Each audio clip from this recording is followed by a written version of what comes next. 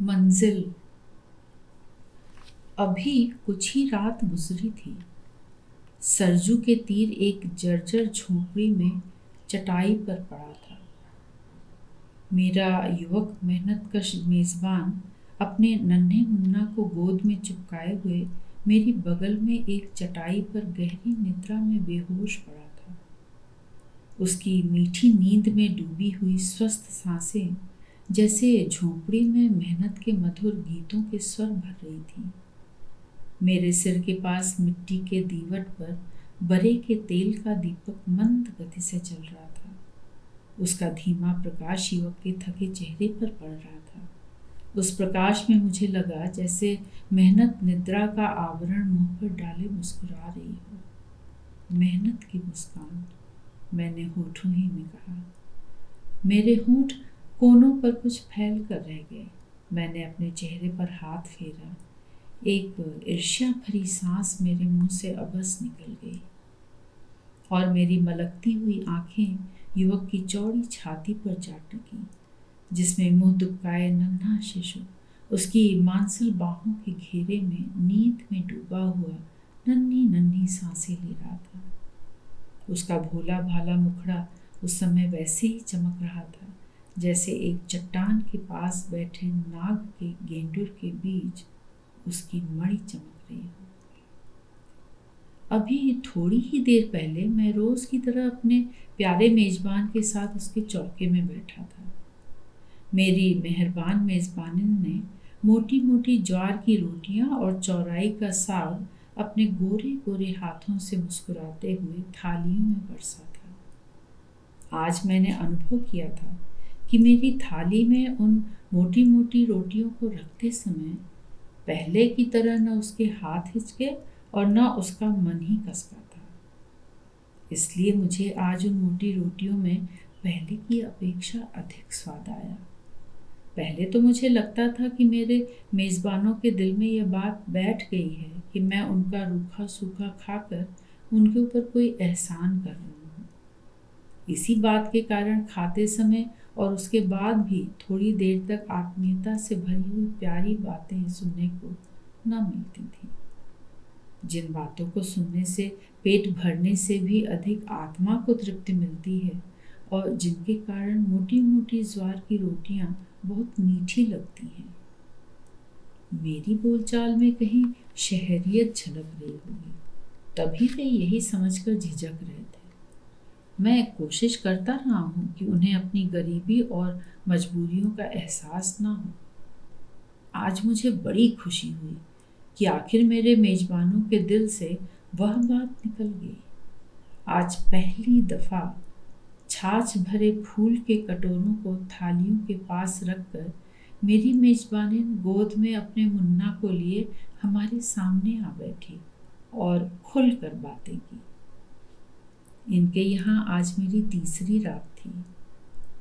सरजू के उस पार इधर उधर जंगलों और तट की बस्तियों में छिपे छिपे एक फरार की तरह बेसरों सामान भटकने के बाद मैंने अपने प्यारे गांव की ओर रुख किया था।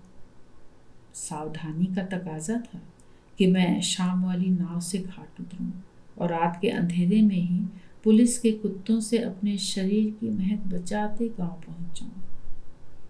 दिन भर आकाश में छाए हुए बादलों में छिपा हुआ सूरज संध्या को पश्चिमी क्षितिज पर बादलों के घूंघट का एक कोना उठाकर झांका और मेरी नाव खुली।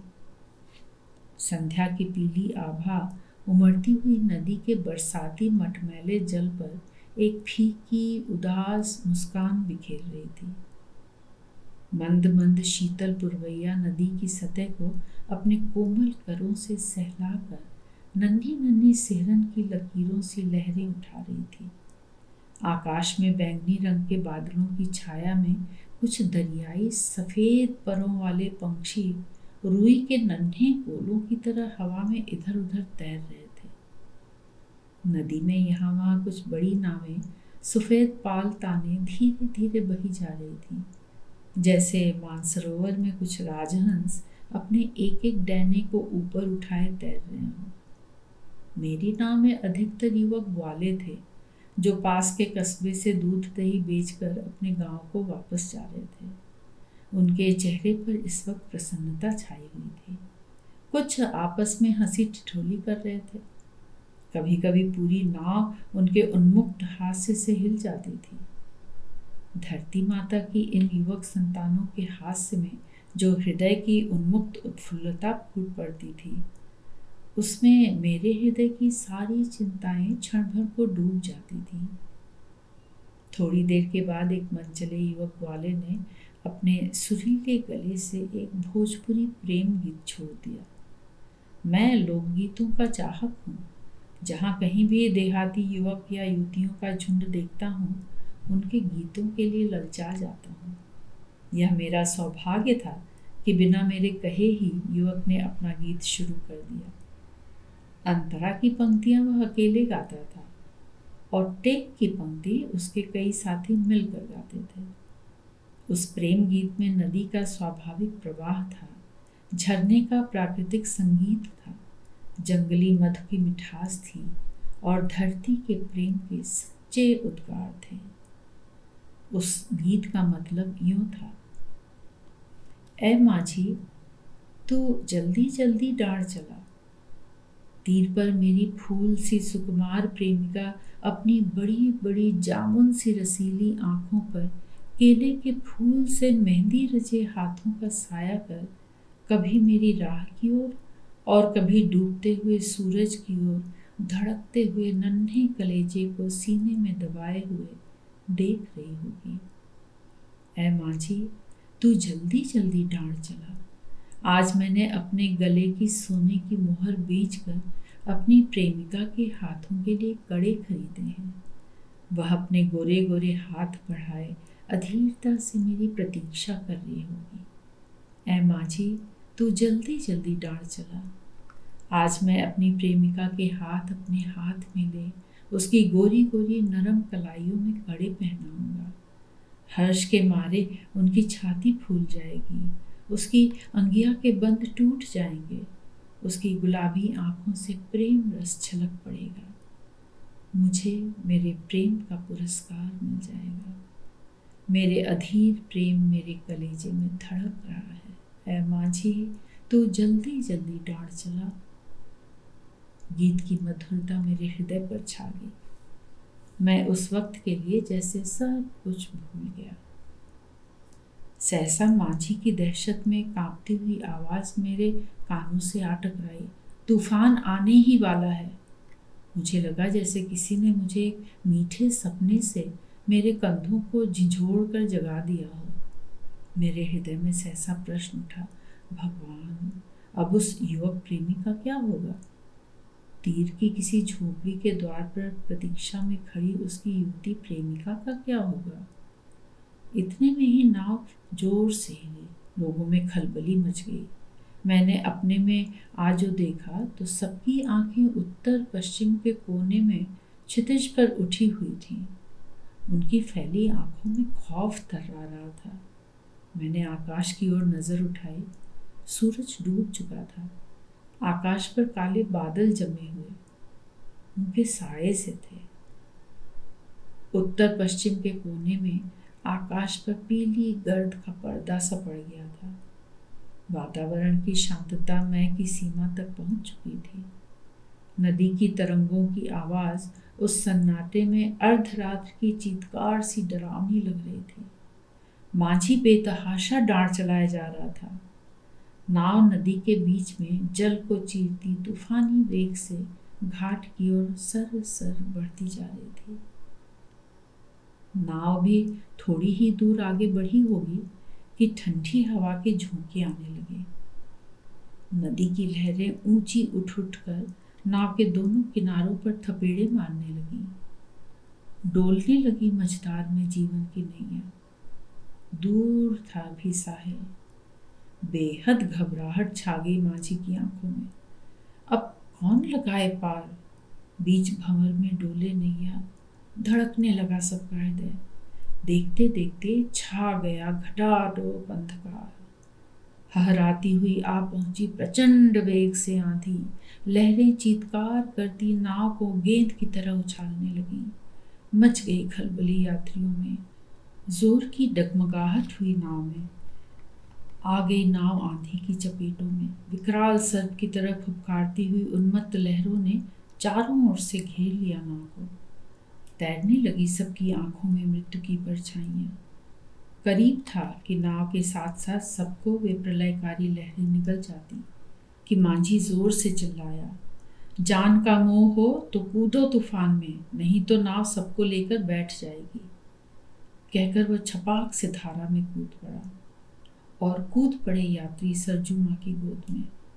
प्रचंड धारा में लहरों के ऊपर काले काले सिर क्षण भर फूलों की तरह कांपते हुए नीचे ऊपर आकर अंधकार में अदृश्य हो गए। मेरे लिए यह कोई पहला भयानक अनुभव नहीं था। मैंने कितनी ही बार सावन भादों में लबालब भरी गंगा की तूफानी रातों में अकेले या अपने साथियों के साथ पार किया था। कितनी ही बार तूफान और आंधियां आई थीं और मेरे जीवन के पर्वत से टकराकर चली गई थी, जिसका जीवन स्वयं एक तूफान रहा है, जो आंधियों और आफतों की गोद में भी एक जंगली फूल की तरह हमेशा मुस्कुराता रहा है, जिसने क्रांति की ज्वालाओं को चूमने की महती इच्छा हृदय में पाल रखी है, जिसकी जीवनी साहसिकता और खतरे की अनेक रोमांचकारी कहानियों का संग्रह मात्र है। उसके लिए ऐसी हल्की फुल्की आफतें क्या महत्व रखती हैं? हाँ, मुझे उन भोले भाले नौजवान ग्वालों के लिए अवश्य दुख हो रहा था। पता नहीं उन बेचारों पर क्या बीती होगी, विशेषकर वह गीत गाने वाला नवयुवक जो मुझे बेहद याद आ रहा था। उसके गीत की मनोहर पंक्तियां अब भी मेरे हृदय में गुनगुना रही थी। गीत गाते समय उसकी काली काली आंखों में जो अलमस्ती छा गई थी और उसकी घनी भौं में एक स्वाभाविक तनाव पैदा हो जाने से उसके चेहरे पर जो धरती की जवानी मुस्कुरा उठी थी, वह अब भी मेरी आंखों के सामने से नहीं हट रही थी। मैं भावुक नहीं हूँ। हृदय की दुर्बलताएं मुझे धोखा नहीं दे सकती। मैंने अपने को, अपने जीवन को, अपनी भावनाओं को साधा है। मेरे लिए जीवन की राह में कोई फिसलन नहीं है। मेरे कदम मजबूत और सधे हैं। मेरा स्वभाव, मेरी आदतें वर्षों की कड़ी परीक्षाओं और जोखिमों के अभ्यासों के सांचे में ढली हैं। मेरा हृदय चोटें खाता खाता पत्थर से भी सख्त हो गया है, लेकिन प्रकृति वह है जो पत्थर की शिलाओं पर भी दरारें कर दे। प्रकृति वह है जो पत्थर की चाती चीर कर झरने बहा दे। प्रकृति वह है जो वीराने में भी नन्हे मुन्ने फूल उठा दे। ऐसे अवसरों पर मेरी सारी साधनाएं निशक्त हो जाती हैं, मेरे सारे अभ्यास ढीले पड़ जाते हैं। प्रकृति के इन पुत्रों के सामने मैं अवश्य सा खिंच जाता हूँ और अपने दिल के तारों को जीवन के मीठे मीठे गीतों से भर देता हूँ। पहाड़ों, जंगलों और वीरानों में जहाँ कोई अपना हमदर्द नहीं मिलता, मैं प्रकृति की गोद में बैठकर जब इन गीतों को गाता हूँ तो मुझे लगता है जैसे ग्वाले कृष्ण की बांसुरी मेरे चारों ओर मीठी मीठी ध्वनियों का वृत्त बनाकर मुझ पर अपनी मोहिनी की वर्षा कर रही है। उस वक्त मैं अपना अकेलापन भूल जाता हूँ। वातावरण का सारा सूनापन गीतों की मधुर लहरी में खो जाता है। हाँ, तो मैंने तनिक भी विचलित हुए बिना शवासन लगाया और अपने को वेगवती धारा में एक सूखे काठ के कुंदे की तरह लहरों पर उछलते हुए बहने को छोड़ दिया। लहरें मुझे अपनी गोद में ले झूला झुलाने लगी। आंधी गर्जन के गीत सुना रही थी। ऊपर से रेत और धूल केसर की तरह झड़ रही थी। खासा बसंत का मजा लेता मैं यह शेर गुनगुनाता हुआ जा रहा था। बाज आ साहिल पे गोते खाने वाले बाज आ, डूब मरने का मजा दरियाए बैसाहिल में है। सहसा पास ही बलबल की आवाज हुई। मैंने समझा कि मैं भंवर में पड़ गया हूँ। बचने के लिए मैंने पानी की सतह पर हाथों का जोर लगाकर अपने को उछाल दिया। फिर जो धारा पर गिरा तो मुझे लगा कि मेरी पीठ किसी की खोपड़ी से जा टकराई है। मैंने मुड़कर उधर देखा, फिर वही बलबल की आवाज आई और एक काला सिर सा ऊपर उठकर पानी में डुबकी लगा गया। मुझे वहां किसी आदमी के होने का शक हुआ। धार से मुड़कर मैंने डुबकी लगाई। एक कुर्ते का दामन मेरे हाथ में आ लगा।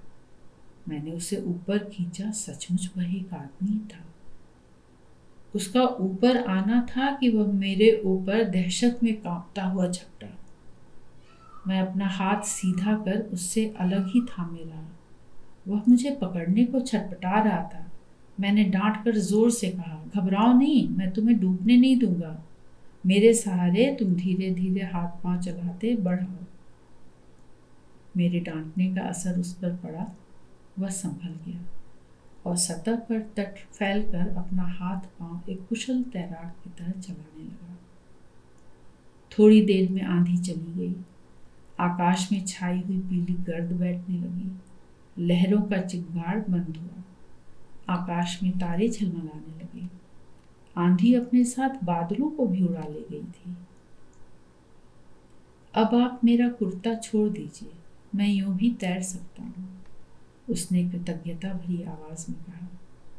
मैंने उसका कुर्ता छोड़ दिया और उसके बिल्कुल पास हो कुछ बात करने की गरज के साथ ही तैरने लगा। मैं उसकी ओर देखकर कुछ कहने ही वाला था कि मेरी आंखें हर्ष और आश्चर्य से भर गई। वह आदमी नाव पर गीत गाने वाला युवक ही था। मैंने उसके कंधे को थपथपाकर कहा, युवक, तुमने मुझे पहचाना? उसने अपनी आंखों का पानी हाथ से पोंछकर मेरी ओर देखा। मैंने अपना मुंह उसकी ओर कर दिया। उसकी आंखें अंधेरे में बिजली की तरह चमक उठी। मुझ पर नजर गड़ाए ही वह बोला, हाँ, आप भी तो उसी नाव पर थे। मैं तो भंवर में पड़ गया था। अगर आप ना होते तो। कहते कहते जैसे भंवर की बात सोचकर उसे रोना आ गया। भाई, कैसी बुज़दिली की बातें करते हो। सच्चे प्रेम के गीत गाने वाले में हंसते हंसते मरने का साहस होना चाहिए। मैंने उसके भीगे बालों पर हाथ फेरते हुए कहा। मैं मरने से नहीं घबराता। सच्चे प्रेम में जहाँ साहस है, शक्ति है, वहीं प्रेमी के दुख की आशंका की कमजोरी और चिंता भी है। सोच रहा हूँ कि अगर मैं कहीं डूब गया होता तो मेरी नैना और मुन्ना का क्या होता। कहते कहते उसकी आवाज भर्रा गई और उसकी आंखों से प्रेम के आंसू टप टप चूकर नदी के मटमैले पानी में विलीन हो गए। अच्छा, अब हमें किनारे का रुख करना चाहिए। जोर का एक हाथ पानी में मारकर मैंने बात का रुख बदलने के लिए कहा। उसी सिलसिले में कोई और बात जोड़कर मैंने उसे और विचलित करना उचित न समझा। मैंने उससे कुछ जोर से हाथ मारने को कहा। वह किसी चिंता में डूबा हुआ सा मेरे साथ बढ़ने लगा। अभी अभी जो एक भयानक सत्य की ज्योति उसकी आंखों के सामने झलमला गई थी, उसने जैसे उसके भोले दिल पर एक जोर का घूंसा मार दिया था। शायद वह सोच रहा था, एक ना एक दिन मैं मर जाऊंगा। मेरे प्रेम और सुख के सपने बिखर जाएंगे। मेरा बसा हुआ घर उजड़ जाएगा। मेरी नैना और मुन्ना बिलख बिलख कर जान दे देंगे। मैं उसे कुछ समझाना चाहता था। जो सत्य एक ब एक पर्दा उठ जाने से उसके सामने नंगा हो गया था, उसे फिर मैं ढक देना चाहता था। सत्य को ढककर या उससे आंखें मूंद कर ही तो आदमी झूठे जीवन को पालता है। पर वह सोचकर चुप ही रहना ठीक समझा कि जिस प्रकृति ने उसके हृदय पर घूंसा मारा है, वही उसकी चोट को सहलाकर ठीक भी कर देगी। पतझड़ में जो कोयल उजड़े बाग को देखकर मूक हो जाती है, क्या वही बसंत आने पर नई उमंगों के साथ नहीं कूक उठती? जिस प्रकृति में गर्जन की भयंकरता है, क्या उसी में गुंजन की मधुरता नहीं है?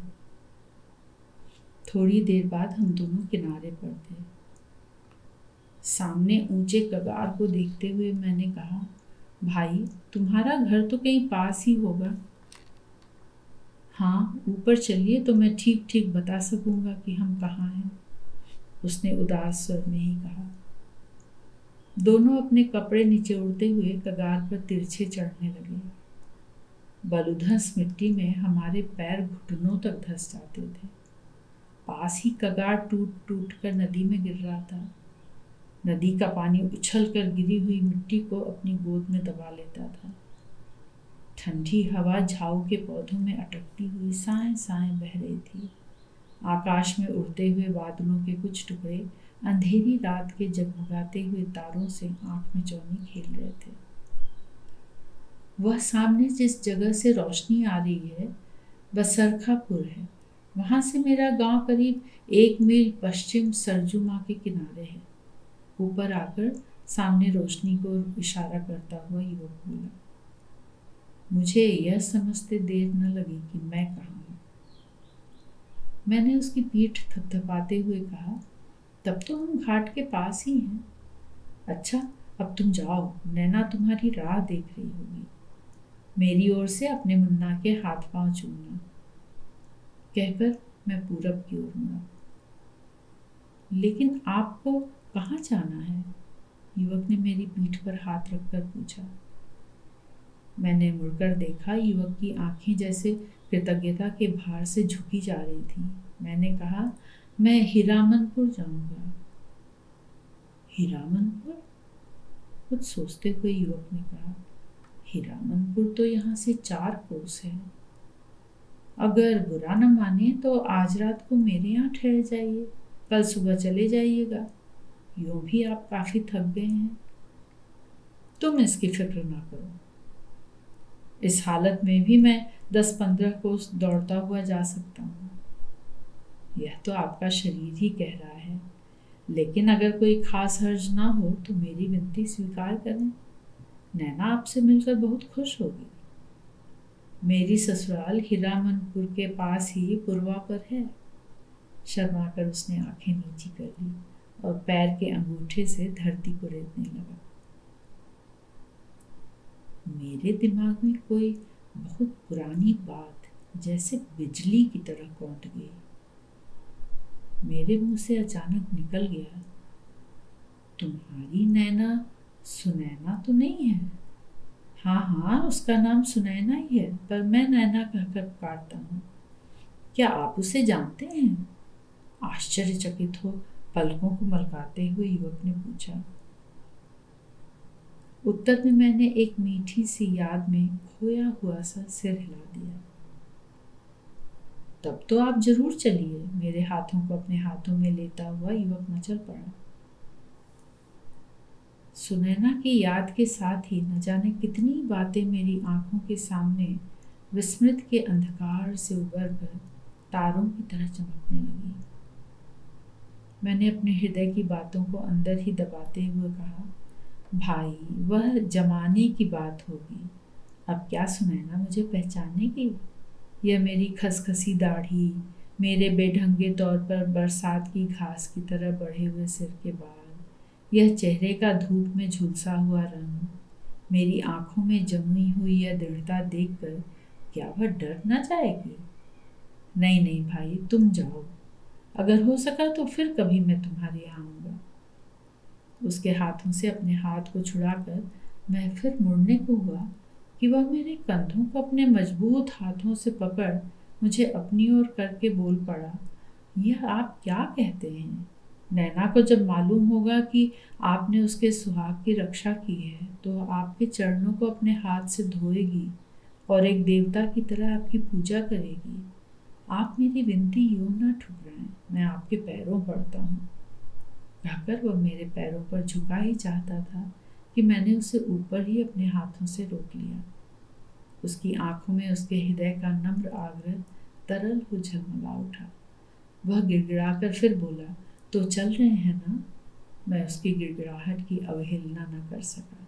मेरे मुंह से अवश्य ही निकल गया, हाँ चलो। उसकी आंखें हर्षातिरेक से चमक उठी। खुशी में पागल सा हो उसने मेरा हाथ पकड़कर अपनी ओर खींचा। मैंने ठिठक कर कहा, चल तो रहा हूँ, मगर तुम्हें भी मेरी एक बात माननी होगी। मैं आपकी हर बात मानने के लिए तैयार हूँ, आप चलिए तो। उसने फिर मेरा हाथ खींचा।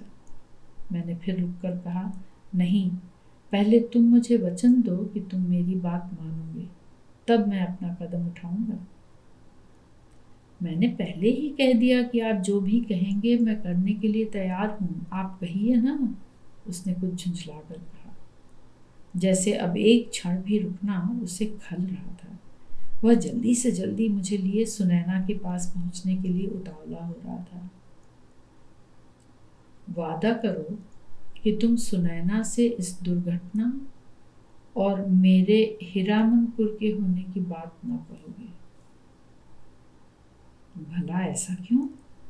उसने तनिक आश्चर्य से कहा।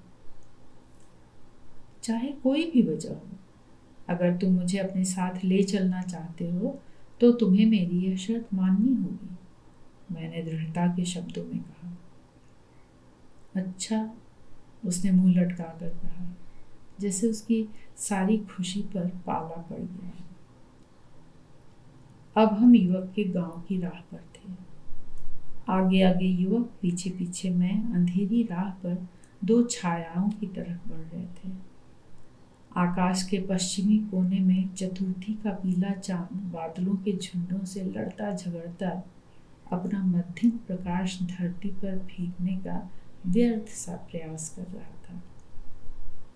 राह के दोनों ओर जहां कहीं भी वर्षा का पानी खेतों में इकट्ठा हो गया था, मेंढकों का दल टर्रा रहा था। पीछे झाऊ के जंगलों से झींगुरों की आवाज आ रही थी। हवा सर सर हमारे भीगे कपड़ों को फड़फड़ाती हुई बह रही थी।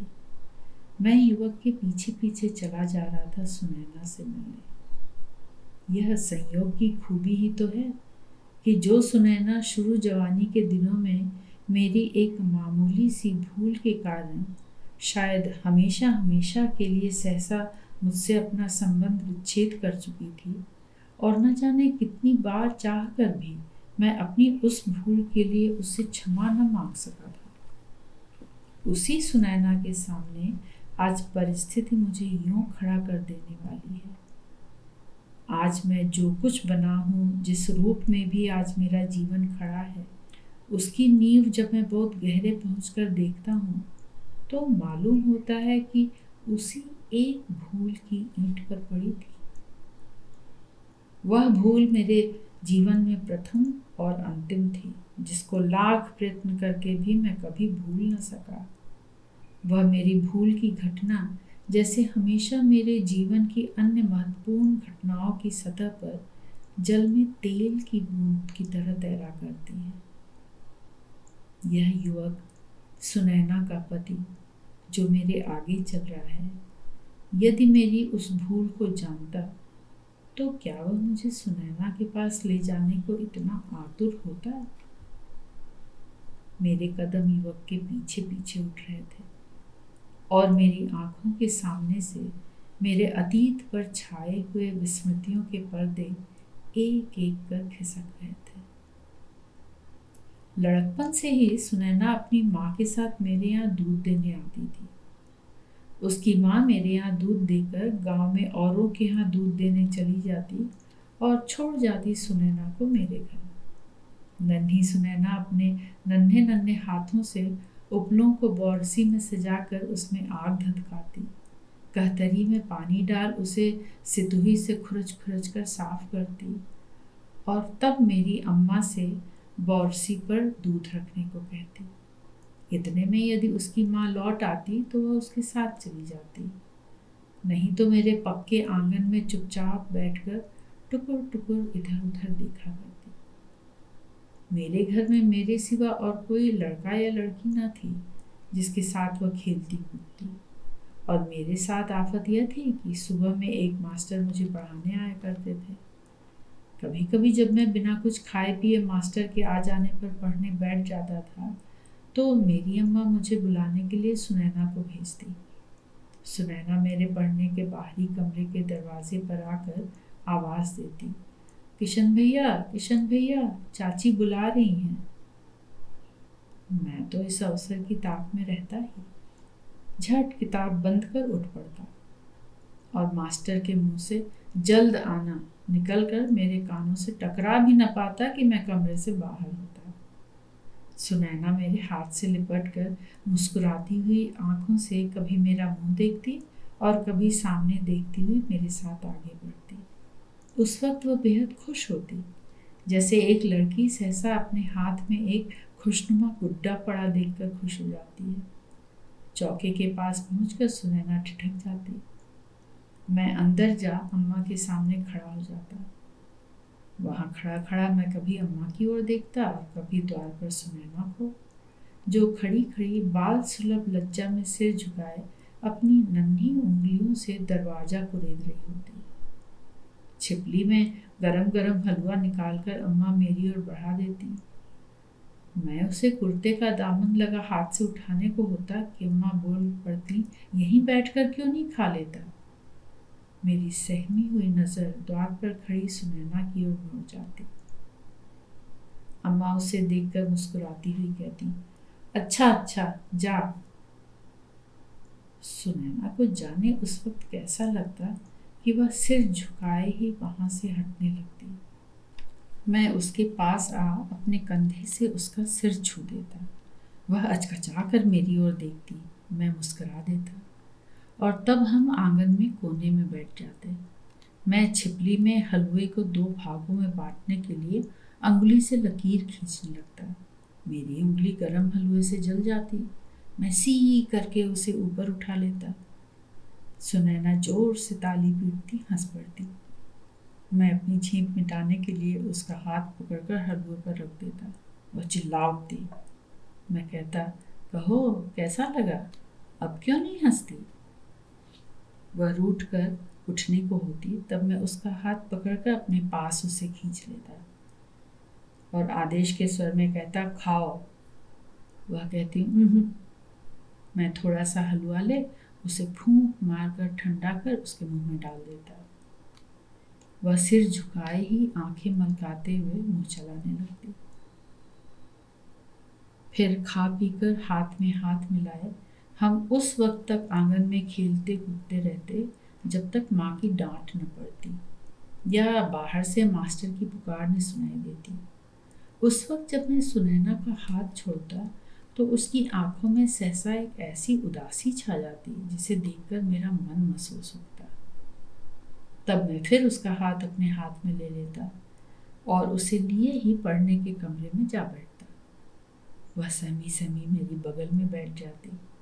मैं किताब खोलकर पढ़ने लगता और वह कभी मेरा मुंह, कभी मास्टर की ओर और कभी किताब की ओर देखती चुपचाप बैठी रहती। देखते देखते यूं ही नाच खेल में जाने कब बचपन की मासूम घड़ियां बीत गईं। मैं अंग्रेजी पढ़ने शहर में चला गया। अब सुनैना से मेरी भेंट छुट्टियों में ही होती जब मैं घर आता।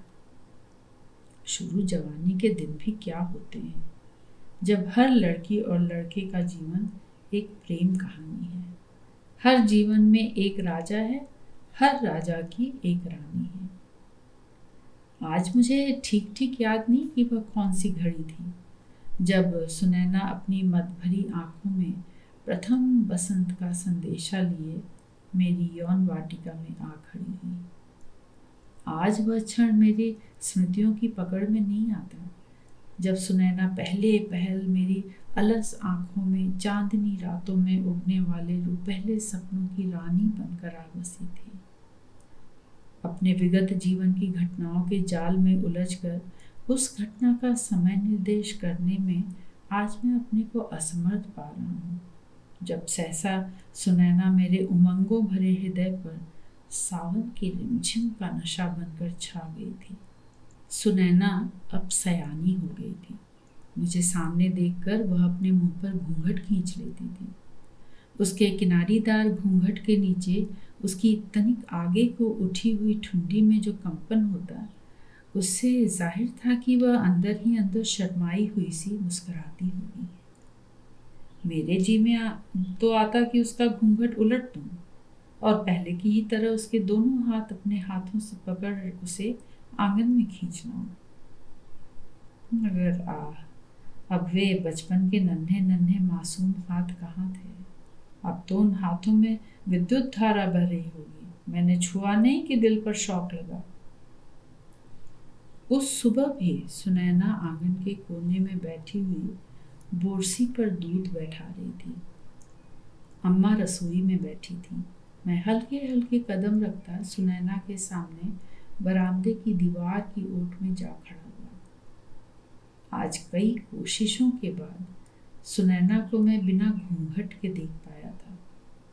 मेरी आंखें उसके कपोलों पर पूर्व परिचित बचपन की नटखट लाली को खोज रही थी, मगर अब तो जैसे उस लाली पर यौवन की लावण्यता ने अपना माधुर्य बिखेर दिया था। उसकी बड़ी बड़ी आंखें अब अधिक काली हो गई थीं और ऐसी लग रही थीं जैसे लंबी लंबी उभरी पलकों की ओट में शराब का समुद्र हिलोरे ले रहा हो। उसकी भौहें घनी हो गई थीं और अब उसमें अधिक बांकपन तथा तनाव आ गया था। उसके होंठ अधिक सुर्ख हो बीच में तनिक आगे को झुक गए थे। मैं कुछ देर तक छिपे छिपे उसे खोया सा देखता रहा। न जाने क्यों मेरे दिल में यह भाव उठ रहा था कि सुनैना यूं ही मेरे सामने अनजान सी बैठी रहती और मैं छिपे छिपे उसे देखता रहता। इतने में वह उठने को हुई। मेरे मुंह से सहसा निकल गया, सुनैना।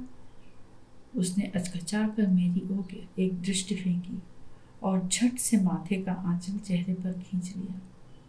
मुझे लगा जैसे एक कांपती हुई विद्युत रेखा उसकी काली काली आंखों में चमकी और इसके पहले कि उसकी चमक मेरी आंखों को चकाचौंध कर दे, वह घूंघट में ही खो गई।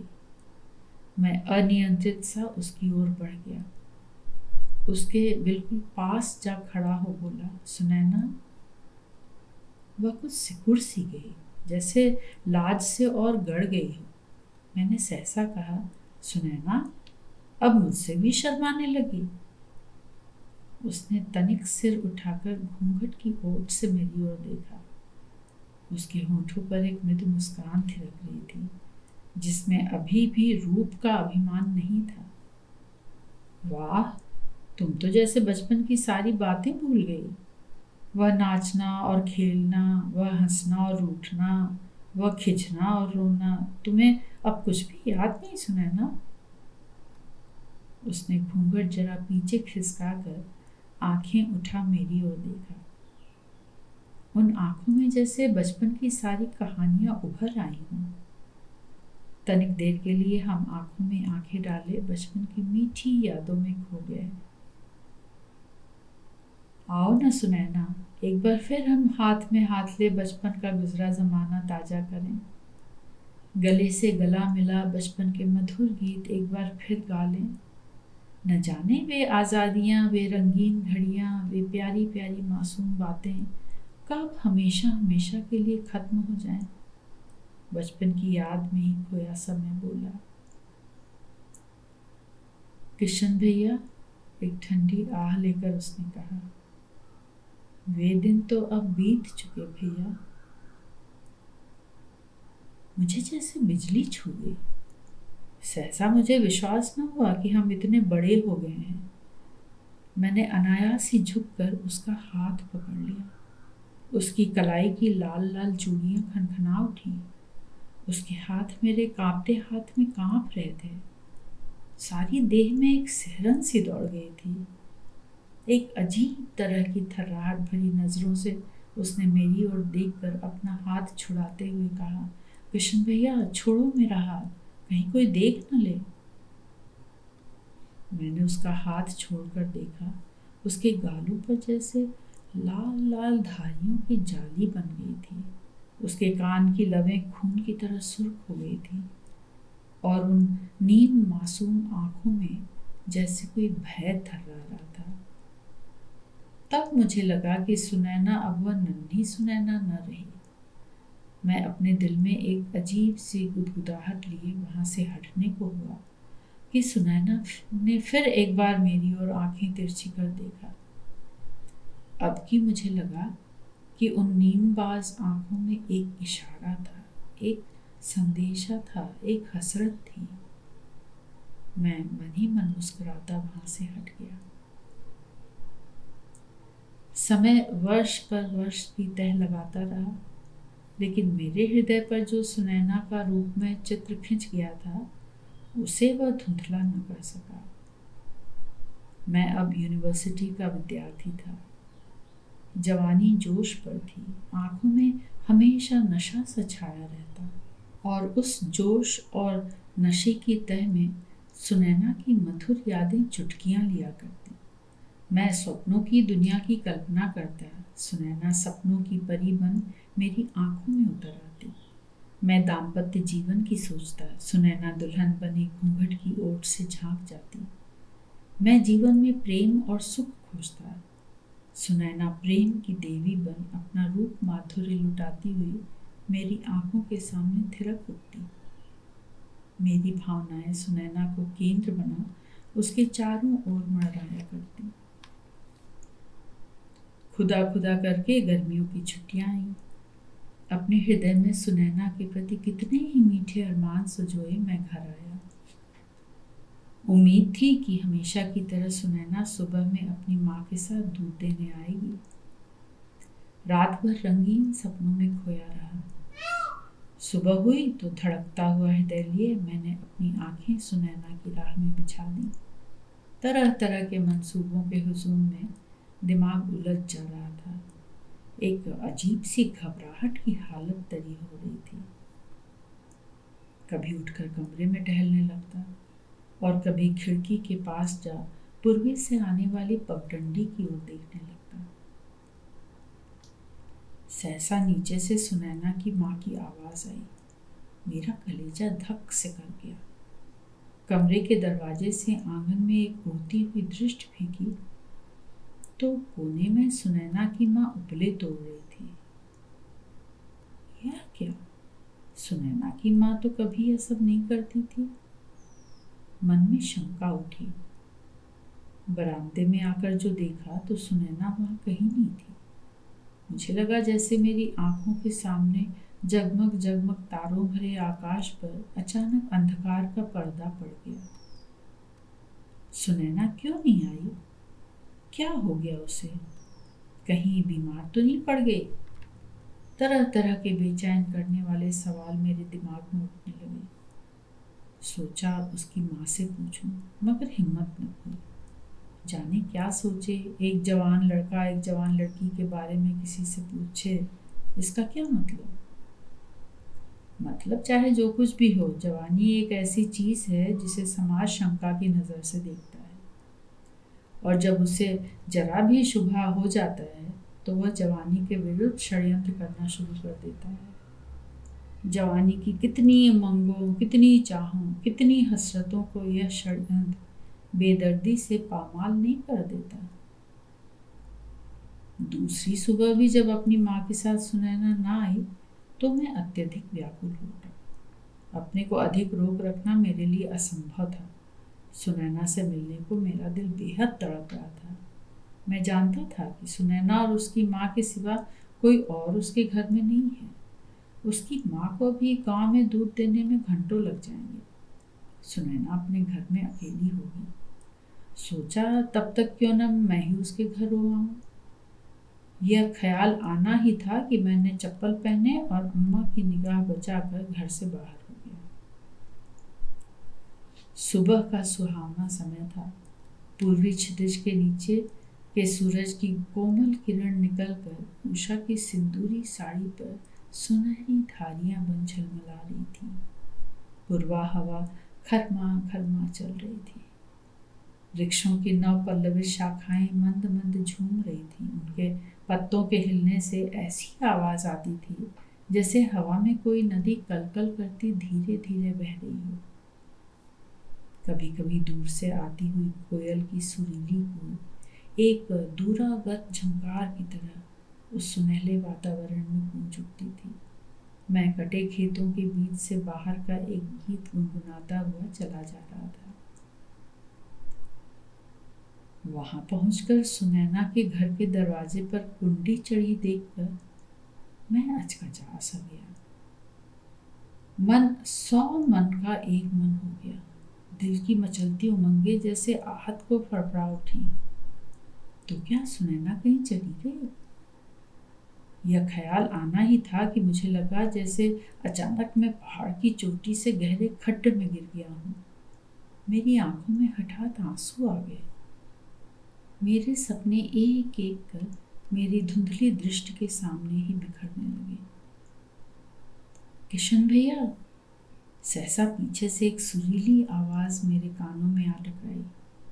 मुझे लगा कि जिस धारा में मैं डूब रहा था उसी धारा ने अचानक मुझे एक टीले पर लाकर खड़ा कर दिया। मैंने मशीन की तरह मुड़कर देखा। सुनैना एक हाथ में भीगी साड़ी और दूसरे में कुछ डंठल सहित कमल के फूल लिए मेरे सामने एक वन देवी की तरह खड़ी थी। उसके भीगे बाल कंधों पर लहरा रहे थे और उनमें उसका निखरा हुआ चेहरा ऐसा लग रहा था जैसे बरसती हुई सावन की काली घटाओं में पूर्णिमा का चांद मुस्कुरा रहा हो। तुम शहर से कब आए किशन भैया? आंखों में खुशी छलकाती हुई वह बोली। फिर मेरे हाथों में कमल के फूल तमाकर दरवाजे की कुंडी खोलने लगी। मैं तो परसों ही आ गया, कमल के फूलों से खेलते हुए मैंने कहा। 2 दिन तक तुम्हारे आने का इंतजार किया, जब तुम ना आई तो आज खुद ही। मुझे क्या मालूम था भैया, बीच ही में दरवाजा खोलकर वह बोल पड़ी। अच्छा आओ, यह भी तो तुम्हारा ही घर है। अच्छा हुआ जो तुम ही आ गए। मुझे तो अब माँ कहीं आने जाने नहीं देती। कहो अच्छे रहे ना? घर के अंदर होते ही उत्तर में मैंने सिर हिला दिया। आंगन में एक खटोले पर मुझे बैठाकर सुनैना अंदर के एक कमरे में चली गई। थोड़ी देर में वह अपने बाल ठीक कर आई और एक छिपली में कुछ मोतीचूर के लड्डू मेरे सामने खटोले पर रखकर तनिक शर्माई हुई बोली, लो किशन भैया, मुंह मीठा तो कर लो। ये लड्डू मैंने तुम्हारे लिए चुरा कर रखे थे। अच्छा, तो तुम्हें मालूम था कि मैं आऊँगा? तनिक विस्मय मिश्रित हर्ष से मैंने कहा। अगर तुम ना भी आते तो मैं एक न एक दिन तुम्हें इन लड्डुओं को खिलाने जरूर आती। कुछ खोई सी बोली वह। तो खिलाओ ना, मैं तनिक मुस्कुराते हुए उसकी आंखों में झांकते हुए कहा। मुझे लगा कि उसकी आंखों की पलकें जैसे मुद रही हैं और वह उन्हें बरबस खोले रहने का प्रयत्न कर रही है। सुनैना, अब बस बोल पड़ा मैं। सुनैना ने धीरे से हाथ बढ़ा एक लड्डू उठाकर मेरे मुंह की ओर बढ़ाया। उसके हाथ जैसे कांप गए। जल्दी में ही उसने लड्डू मेरे मुंह में डाल हाथ खींच लिया और झटके से मुंह दूसरी ओर फेर लिया, जैसे दिल पर बहुत जोर देकर उसने यह सब किया हो। सुनैना, मैं आवेश में उसका हाथ पकड़ बोल पड़ा। मुंह में लड्डू जैसे पत्थर के टुकड़े की तरह गड़ रहा था। सुनैना ने धीरे से अपना मुंह मेरी ओर किया। मैंने देखा उसकी आंखों से मोटे मोटे आंसू बहकर गालों पर ढुलक रहे थे। सुनैना, उठकर उसकी आंखें अपने हाथ से पोंछकर उठे स्वर में मैं बोला, यह क्या? कुछ नहीं भैया, खाओ तुम। सुनैना का आर्द्र स्वर कांप रहा था। इस तरह मुझसे खाया न जाएगा। तुमने इसे व्यर्थ ही मेरे मुंह में डाल दिया। मैं इसे थूकने के लिए मैंने मुंह नीचे किया कि सुनैना कांपती हुई बोल पड़ी, नहीं नहीं भैया, ऐसा ना करो। यह मेरी मंगनी की मिठाई है। मेरे सुहाग वाक्य पूरा किए बिना ही वह मेरे मुंह पर अपना हाथ रखकर भपक पड़ी। मेरे दिल की धड़कन जैसे एक क्षण को रुक गई। निर्जीव सा हो शून्य में अपनी फैली आंखें टिकाए वहीं बैठ गया। सुनैना मेरे मुंह पर हाथ रखे हुए फिर बोली, खा जाओ इसे भैया। मेरी अटकी पलकें धीरे से सुनैना की ओर मुड़ी। उसकी आंखों से आंसू की धारें अविरल गति से बह रही थीं। होंठ फड़क रहे थे। सारा शरीर कांप रहा था। मेरी आंखें तिलमिला गई। मुझे लगा जैसे मैं किसी बवंडर में पड़ गया हूँ और पवन चक्र के साथ जैसे मेरा सारा शरीर हवा में चक्कर लगा रहा है। सुनैना ने मेरा कंधा पकड़कर जोर से झकझोरा। मैं जैसे फिर धरती पर आ गया। कान में अब भी कुछ सनसना रहा था। दिमाग और आंखों के चारों ओर अंधकार का गोला कुम्हार के चक्र की तरह घूम रहा था। किशन भैया, सुनैना की बेहुअल वाणी मेरे कानों से टकराई। अपने जंघे पर किसी कोमल चीज का दबाव सा मैंने अनुभव किया। हाथ बढ़ाया तो सुनैना के रेशमी बालों का स्पर्श हुआ। एक सिहरन सी मेरे सारे शरीर में व्याप्त हो गई। जाने कैसी भावना की लहर मेरे दिल में लहरा गई। आंखें खोली तो देखा सुनैना मेरे जानों पर सिर रखे सिसक रही थी।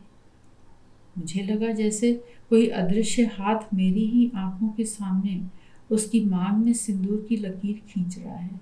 मुझ पर एक पागलपन सा तारी होने लगा। मेरे हृदय में अब ईर्ष्या की आग सी भड़क गई। मैंने एक और मुंह में धुले हुए लड्डू को जोर से थूक दिया। सुनैना ने सिर उठाकर देखा। उसकी बरसती हुई आंखों से चमकती हुई एक दृष्टि निकली, जैसे बरसती हुई घटा में बिजली कौंध गई हो। मैंने अपने दोनों हाथों में सुनैना का मुंह मजबूती से ले अपनी ओर घुमाया। उसकी आंखों में जैसे शोला लपलपा रहा था। उसके नथुने जैसे कांप रहे थे, लेकिन मैं तो जैसे और दुनिया में था। मेरे हृदय में ईर्ष्या की जलन और तेज हो रही थी। मेरी सांसें गर्म हो टूटने लगी। पिंडलियों में एक थर्राहट सी हुई। मैंने अपना सिर झुकाकर उसके मुंह को अपने मुंह की ओर खींचा कि वह हिरनी की तरह उछलकर अपनी आंखों से आग बरसाती मुझसे दूर जा खड़ी हुई। मैं आवेश में ही उसकी ओर लपका कि उसने दांत पीस कर कहा, किशन। मेरे पैर जैसे धरती से सट गए। तुम यहां से चले जाओ, तुम्हारी आंखों में, कहकर उसने अपनी आंखों पर हाथ रखे कमरे में जा दरवाजों को अंदर से बंद कर लिया। मेरी आंखों के सामने जैसे चौहदों तक सब रोशन हो गए। लगा जैसे धरती फट रही है और मैं उसमें घुसा जा रहा हूँ। उफ, यह मैं क्या करने जा रहा था। मेरे ललाट से पसीने की धारें बह चली। देखिए, वहां जो रोशनी दिखाई दे रही है ना, वही मेरी झोपड़ी है, युवक ने मेरी ओर मुड़कर कहा। मैं जैसे एक भयंकर सपने से उचक सा गया। मेरा सारा शरीर पसीना पसीना हो रहा था। मैंने उंगलियों से ललाट का पसीना पोंछा। हवा बिल्कुल बंद हो गई है। मालूम होता है कि फिर आंधी आएगी, युवक ने कहा। हाँ, बड़ी उमस है, हमारे पसीने के जान निकल रही है, मैंने बाहों का पसीना पोंछते हुए कहा और फिर अतीत में डूब गया। इस घटना ने मेरे जीवन में अपने ही प्रति एक विचित्र सा विक्षोभ भर दिया। अब मेरे जीवन में जो एक कभी अंत न होने वाली भटकन आ गई है, इसकी प्रेरणा इसी विक्षोभ से मुझे अनजाने रूप में मिली थी। यह विक्षोभ मेरे जीवन की सारी कोमल भावनाओं, प्रेम, सौंदर्य तथा सुख की कल्पनाओं को जैसे अपने में आत्मसात कर गया। 1 साल और बीत गया। अभी तक मैं अपने विवाह की बात टालता आ रहा था। मेरे बीए पास करते ही अम्मा की जिद बढ़ गई। मेरे लिए विवाह में अब कोई आकर्षण नहीं रह गया था, पर अम्मा का मन तोड़ने की शक्ति मुझ में नहीं थी। उन्हें घर बसाने के लिए एक बहू चाहिए थी। मेरा तो दिल जैसे हमेशा के लिए वीरान हो चुका था। उसे फिर कोई बसा सकेगा, इसकी कल्पना तक मेरे दिमाग में ना आती। फिर किसी के भी बहू बनकर अम्मा के घर में आने से मुझे क्या दिलचस्पी या गुरेज होती। आखिर एक दिन प्रेमा दुल्हन बनकर हिना की खुशबू बिखेरते हुए मेरे घर में आ गई। अम्मा की खुशी का ठिकाना न रहा चांद सी बहू पाकर। प्रेमा के रूप लावण्य ने घर के अंधेरे कोनों में चांदनी की सुषमा बिखेर दी। उसके नुपुरों की रुंझुन से घर का सूना वातावरण संगीतमय हो उठा। अम्मा के अरमान पूरे हुए। मगर प्रेमा की मद भरी आंखें मेरी सूखी आंखों में शराब न उड़ेल सकी। उसकी मृदु मुस्कान मेरे भावना शून्य हृदय में बिजली बनकर न उतर सकी। अगले साल मेरी एमए की पढ़ाई शुरू हुई। इसी समय शेखर से मेरी जान पहचान हुई। वह साहसिकता, शौर्य और जांबाजी की अद्भुत कहानियां मुझे सुनाता। मुझे उसकी बातों में बड़ा मजा आता। घंटों हम एक साथ बैठकर राजनीति पर बातें करते और देश के दुर्दिन पर 8-8 आंसू रोते। शेखर के हृदय में देश सेवा की सच्ची लगन थी। वह देश को आज़ाद देखना चाहता था, गरीबों को खुशहाल देखना चाहता था। उसकी हर बात दिल की इतनी गहराई से निकलती थी कि उसमें जादू का असर होता था। उसके कहने का ढंग इतना मार्मिक होता था कि उसकी बातें मेरे दिल व दिमाग पर छा जाती और सहसा कुछ कर गुजरने की एक तीव्र भावना मन में जागृत होती थी। मुझे अब जीवन का मोह नहीं था, साधारण जीवन के सुख की आकांक्षा न थी। एक अंतर की प्रेरणा मुझे शेखर की ओर खींचने लगी। मेरी आंखों में भी जीवन उत्कर्ष के सपने पलने लगे। हृदय में देश सेवा की उमंगें जोर मारने लगी। आखिर एक दिन मैंने शेखर का हाथ पकड़कर कहा, शेखर, मुझे तुम्हारी राह पसंद है। तुम कोई योजना बनाओ, मैं जीवन पर्यंत तुम्हारा साथ दूंगा। मेरी बात सुनकर वह मुस्कुराया, फिर बोला, किशन, अग्निपथ पर कदम रखने के पहले अपने को अच्छी तरह तौल लो। ऐसा ना हो कि क्रांति की ज्वालाओं को देखकर तुम्हारा हृदय कांप जाए और कदम लड़खड़ाने लगे। उसकी मुस्कान में मेरे यौवन के प्रति अवहेलना का भाव न था, बल्कि उसकी अपनी सफलता का अव्यक्त उल्लास था। मैं ताड़ गया। उसके कंधों को हाथों से पकड़कर मैं बोला, शेखर, मुझ पर विश्वास करो। मैं जवानी के नाम पर कलंक ना लगने दूंगा। मुस्कुराते हुए ज्वालाओं का आलिंगन करूंगा। उसने मेरी बात सुनकर हंसते हुए मेरी पीठ थपथपाई, फिर कहा, अच्छा, आज यूनिवर्सिटी के बाद मेरे साथ चलना। उसी शाम को उसके दल के नायक के साथ एक घने जंगल में मेरा परिचय हुआ। प्रतिज्ञा पत्र पर हस्ताक्षर करने के बाद और साथियों के साथ मेरी भी प्रारंभिक तैयारी की शिक्षा शुरू हुई। साहसिकता से कार्यों, खतरे के प्रयोगों और जवानी के खेलों ने शरीर में असीम शक्ति, हृदय में अदम्य उत्साह और जवानी में बला का जोश भर दिया। जीवन में महान आकांक्षाओं का स्रोत फूट पड़ा। नेत्रों में शूरता का खून उतर आया। उमंगों से अंग अंग फड़कने लगे।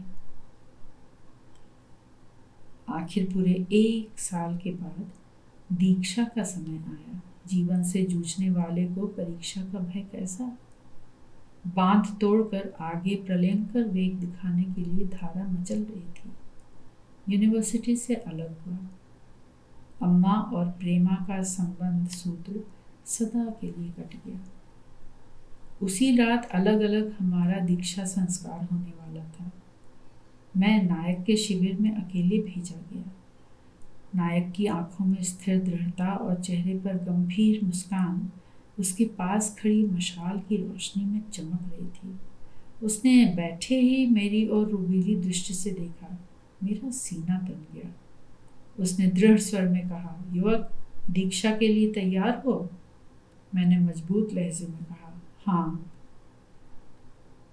वह बिजली की तरह तड़प कर उठा और हाथ में मशाल ले मेरी ओर बढ़ाकर बोला, अपना बायां हाथ मशाल की ज्वाला में घुसेड़ दो। मैंने इनकलाब का नारा लगाया और तलवार की तरह अपना बायां हाथ मशाल की लपटों में घुसेड़कर अडिग खड़ा हो गया। कलेजे की मजबूती के सामने आग पानी बन गई। 1 मिनट के बाद नायक ने मशाल हटाया। मेरी बाह वैसी ही तनी रही, शरीर वैसे ही अचल रहा, आंखें वैसे ही उठी रही। शाबाश, कहकर नायक ने अपनी बगल से पिस्तौल निकाला और इनकलाब का नारा लगाकर हवा में फायर किया। मैंने सिर की एक जुम्बिश से उसका अभिवादन किया। उसने पिस्तौल मेरे कंधे से लटका कर मुस्कुराते हुए मुझसे हाथ मिलाया। मेरा पैर छपाक से पानी में पड़ गया। युवक मुड़कर मेरा बायां हाथ पकड़कर बोला, देखिए गड्ढे में पानी भरा है, अंधेरे में कुछ दिखाई नहीं देता, जरा इधर से मुड़ कर आइए, अब थोड़ी दूर और चलना है। अच्छा। जैसे नशे में एक क्षण को होश में आकर पानी से पैर निकालते हुए मैंने कहा, और फिर नशे ही में डूब गया। 3 साल तक खून और आग से खेले हुए भयंकर खेल, आंधी और तूफान की खतरनाक जिंदगी, जोखिमों और आपत्तियों की हृदय दिला देने वाली घटनाएं मेरे स्मृति पट पर तारों की तरह जगमग जगमग करने लगी। हमारे फौलादी कदम जिधर भी उठ जाते, जमीन थर्रा उठती। हमारी लाल आंखें जिधर भी चमक जाती, कहर बपरा हो जाता। हमारे साथ आग की लपटें चलती थी, प्रलय का विध्वंस चलता था, वज्र का जय घोष होता था। इलाके की सरकार हमसे कांपती थी, गरीब खुश थे, अमीरों की जान पर बनाई थी। लूट और हत्या हमारा पेशा था।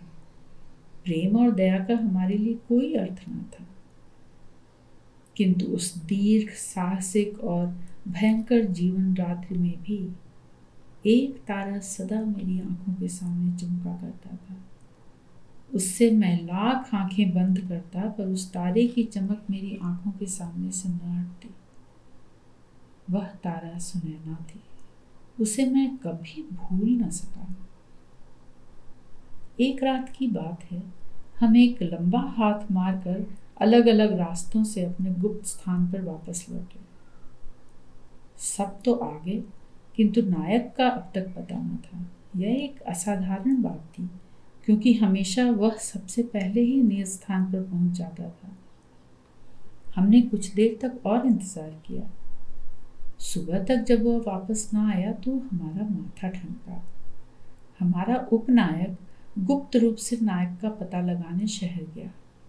उसके लौटने पर पता चला कि नायक अचानक रात को ही गिरफ्तार हो गया है, और सीआईडी तथा पुलिस हमारे फिराक में भी सरगर्मी से काम कर रही है।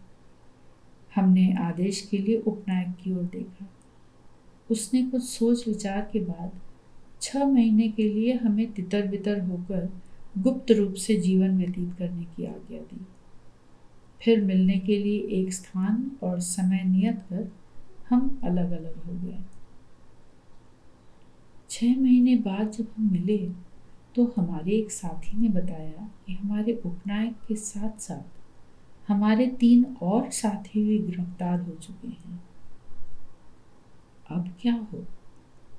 हमने बहुत सोच विचार के बाद फिलहाल कोई कार्यक्रम बनाना उचित न समझकर दल के कार्यों को स्थगित कर देना ही ठीक समझा।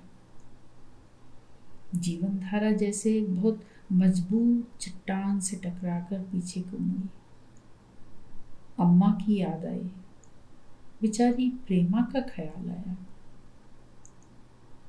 जरा झुक जाइए, दरवाजा बहुत छोटा है, अपने घर के दरवाजे पर ठिठक कर युवक ने कहा। हाँ, मैं देख रहा हूँ, वर्तमान में आकर मैंने कहा, तुम चलो। क्षणों के अंदर सुनैना मेरे सामने होगी, यह सोचकर जैसे मेरे शरीर में एक सिहरन सी दौड़ गई। किंतु इस वेश में नैना क्या मुझे पहचान सकेगी? युवक के पीछे पीछे मैं घर में दाखिल हुआ। सुनैना बड़ी बेचैनी के साथ युवक की प्रतीक्षा कर रही थी। उसे देखते ही वह उससे कितने ही सवाल एक साथ पूछ बैठी। उन सवालों में सुनैना के प्रेम में पत्नीत्व का जो रूप मेरी आंखों के सामने डोल गया, उससे मैं क्षण भर को विचलित सा हो गया।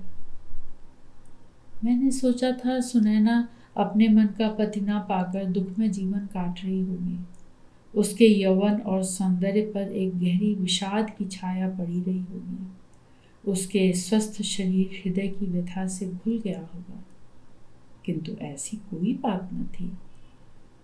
इस सुनैना और 5 साल पहले की सुनैना में यदि कोई अंतर था तो यह कि अब वह कुछ मोटी हो गई थी और उसके अल्हड़पन का स्थान शील और घर के उत्तरदायित्व ने ले लिया था। मैंने एक संतोष की सांस ली।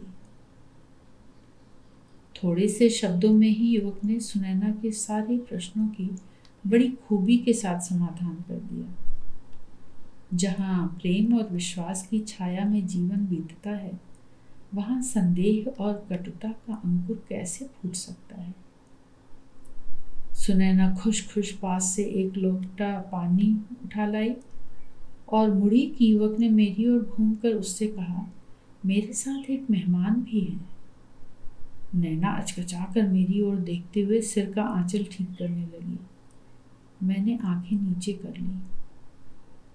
आज मैं सुनैना के सामने पर पुरुष था। वे दिन क्या अब उसे याद होंगे जब मुझे अकेले में देखकर उसे अपने आंचल के सरकने तक की सुधि न रहती थी। मेरे मन में पुरानी बातों को याद कर एक व्यथा सी उभर आई।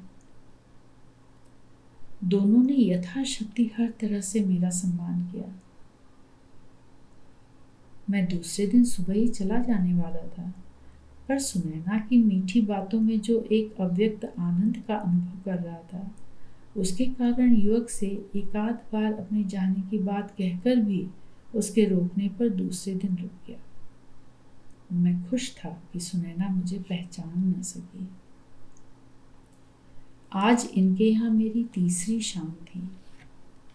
आज हमारा भोजन परोसते समय सुनैना अधिक खुश मालूम पड़ती थी।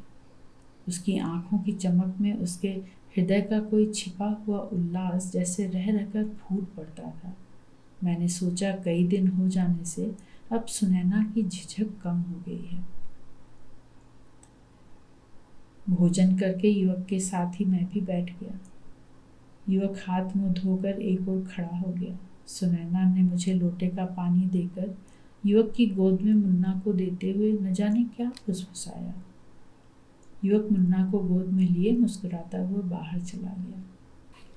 मैंने जल्दी जल्दी हाथ मुंह धोकर लोटा सुनैना की ओर बढ़ा बाहर जाने को पग बढ़ाया कि सुनैना बोल पड़ी, किशन भैया। मेरे हाथ से लोटा छूटकर धरती पर गिर पड़ा। मेरी हालत ठीक वही हुई जो कि पर्दानशीन युवती की सड़क पर चलते वक्त अचानक खुलकर सर से बुर्का गिर जाने पर होती है। मैं बगलें झांकने लगा। यह क्या भेष बना रखा है तुमने? मेरा हाथ पकड़कर सुनैना बोली। सोचा होगा सुनैना पहचान न सकेगी, है ना? मेरे सारे शरीर में एक कंपकपी सी व्याप्त हो रही थी। यह वही शरीर था जिसकी भुजाएं लोहा, वक्षस्थल चट्टान, क्रोध आग की लपट जो सरापा एक कहर था। उसने मेरा हाथ खींचकर कहा, आओ तनिक बैठो। मैंने खटोले की ओर पांव बढ़ाते समय एक नजर बाहर दरवाजे की ओर फेंकी। उधर क्या देख रहे हो? अरे हाँ, तुमने उनसे क्यों अपने बारे में कुछ बताने को मना कर दिया था? मैं कुछ स्वस्थ हो खटोले पर बैठ गया। सुनैना मेरे पांव के पास धरती पर बैठकर बोली, भैया कहाँ रहे इतने दिनों तक? भला कोई अपने लोगों को भी यूं भुला बैठता है? अपने ब्याह के 5 साल बाद किसी तरह उनसे कह सुनकर मैं अपने माँ के घर गई थी। क्या करती, वह एक पल को भी मुझसे अलग होने को तैयार ही नहीं होते थे। वह तो माँ के बीमार होने का समाचार आया तब उन्होंने जाने दिया। वहां जाने पर माँ से पता चला कि तुम अपने ब्याह के बाद शहर पढ़ने गए। फिर तुम्हारी कोई खबर तब से न मिली। तुम्हारी अम्मा ने कई बार शहर में आदमी भी भेजे, मगर तुम्हारा पता कहीं भी न लगा। आखिर उन्होंने अपना सिर पीट लिया। बेचारी भाभी रोते रोते निढाल हो गई। मुझे यह सब जानकर बड़ा दुख हुआ। माँ से कहकर मैं तुम्हारे यहाँ आ गई। वहाँ पूरे घर में मातम का सन्नाटा सा छाया था। तुम्हारी अम्मा तो जैसे तुम्हारे वियोग में दीवानी हो गई थी। रह रहकर किशन किशन कहकर वो चिल्ला पड़ती थी। कभी कभी भाभी को सामने देख उसे अपनी गोद में समेट उसके सिर पर अपना मुंह रख घंटों सिसक सिसक कर रोती रहती थी। कभी तुम्हारे कमरे में जाकर तुम्हारे छोड़े हुए कपड़ों और जूतों को बार बार छाती से लगा बिलक बिलक पड़ती थी। मुझसे उनका हाल कहते कहते सुनैना सिसक पड़ी। मेरे कलेजे में जैसे कुछ चुभने सा लगा। मेरे मस्तिष्क में अम्मा की करुण पुकार गूंजने लगी। मेरी आंखों से उनके प्यार की स्मृतियां आंसू की धारें बन बरस पड़ी। किशन भैया, तुम इतने निर्मोही कैसे हो गए? तुम तो ऐसे ना थे। आंचल से अपनी आंखें पोंछकर सुनैना बोली, भाभी तुम्हारे वियोग में जैसे निर्जीव पत्थर की मूरत बन गई है। न बोलना न हंसना, चुपचाप न जाने शून्य में क्या देखा करती हैं। रात रात भर दिया जलाए तुम्हारी राह में अपनी आंखें फाड़ फाड़ कर देखने लगती हैं। कुछ ना देख फिर जैसे समाधि लगाकर बैठ जाती हैं। विरह की आग में उनकी जलती हुई जवानी जैसे बसंत के उपवन में आग की वर्षा हो रही हो, नहीं देखी जाती भैया।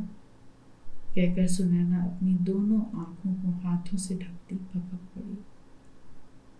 मुझे लगा जैसे निरीह गुलाब की कली सी प्रेमा अनजाने में मेरे फौलादी हाथों में पड़कर मसल गई हो। शादी के दिनों की भोली भाली मुस्कुराती प्रेमा जैसे अपनी आंखों में असीम व्यथा के अश्रु भरे मेरे सामने खड़ी हो कह रही हो, बेदर्द, मैंने तुम्हारा क्या बिगाड़ा था जो मेरी उठती जवानी को एक बार छेड़कर जीवन भर बेदर्दी से तड़पने को छेड़ दिया।